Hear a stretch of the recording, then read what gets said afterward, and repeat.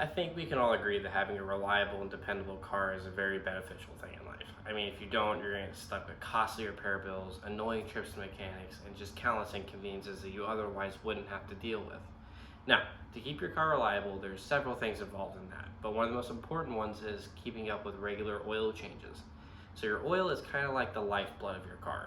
The Universal Technical Institute says that if you don't do regular oil changes, it can cause your engine to even seize up, which is when your engine just locks in place, and it can cost thousands of dollars to repair, and that's something we all want to avoid, of course.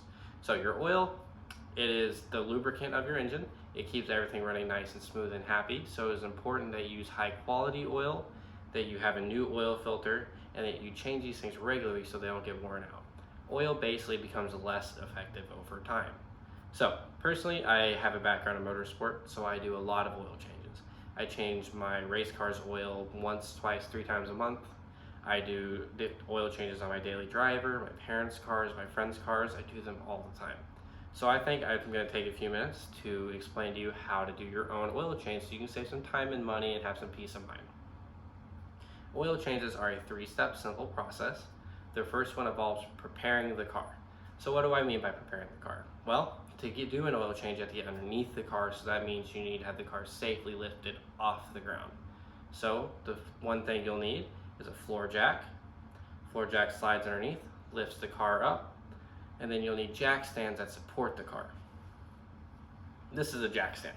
So your owner's manual will tell you where to put the jack and the jack stands. Usually it'll be on what's called a pinch weld, which is a little seam that runs down the sides of the cars. Whenever you lower the car, it'll sit right in the middle of this little saddle on the jack stand. Now, for the rest of the oil change, you'll need a very simple set of hand tools that can be seen on websites such as Edmunds.com. That'll give you a full list of everything you'll need to do your oil change. But once your car is up in the air and supported on your jack stands, we're ready to do that oil change.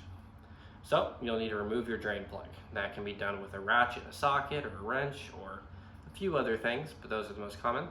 So once you remove that drain plug, you'll need a drain pan to catch that oil as it flows out of your engine.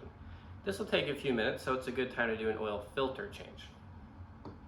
So this is an oil filter. So basically, it does exactly what it sounds like. It filters your oil. So your oil will flow in and out of here, and this will catch contaminants such as metal shavings that might be floating around in your oiling system. These can cause a lot of damage over time to your engine if you don't get rid of them. So oil filters are very important, but over time they fill up, so you need to change them to make sure that they can do their job properly. Just like you need to change your oil to make sure it can lubricate properly. Good oil filter, happy engine. So once you got your oil filter changed and your oil drained, replace that drain plug, and then you're ready to put your new oil in. So your car will require a specific kind of oil. This will usually be specified in your owner's manual, but if you don't have one, you can Google it, or the guy at the auto parts store will help you out. Usually it'll be 2 numbers like 0W50. 0W means it's a 0 weight with a 50 viscosity. The meanings of those numbers don't really mean a whole lot to you. You don't really need to know what they mean. Just use the one that the car requests. That would be specified in your owner's manual, or the guy at the auto parts store will tell you, like I said. So you just get the right volume and the right type of oil. You pour it into your car through the oil drain hole, which will be on the top of the engine, and it'll be capped by your oil cap, which will be clearly labeled. You dump all your oil in there, and you're good to go. But you're not quite done. You need to make sure it was the right amount, so you gotta check your oil dipstick to ensure that you have the correct amount of oil in there. And I have a little video to show you how to do that. So in this video, a lady's gonna explain to you kind of how to use a dipstick, and then I'll go into a little bit more detail. At our level, and you see there are 2 dots on this particular one. Sometimes they're lines. Sorry, this is hard to Sometimes see. it is a crosshatch area, but you want to be at or near the top dot or line. That's the full mark. You'll notice on this car the oil is nice and clean. That's the way we want it to look. Okay, so I'll go into a little bit more detail there. Your car's dipstick might have 2 dots like this one. It might have 2 little hash marks. It might actually have an F for full or max or something like that. So basically, you'll have these 2 little dots, and you just want it near the top. You don't want to go over, and you don't want to be under by very much. You just want to be really close to that top line. It's pretty easy to do if your car requires 5 quarts of oil 5 quarts is going to get you really close. Don't need to worry about that at all. Just make sure it's there, replace your dipstick, and you're good to go.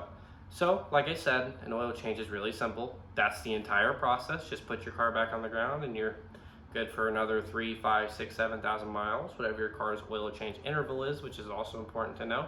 Owner's manual will tell you that too.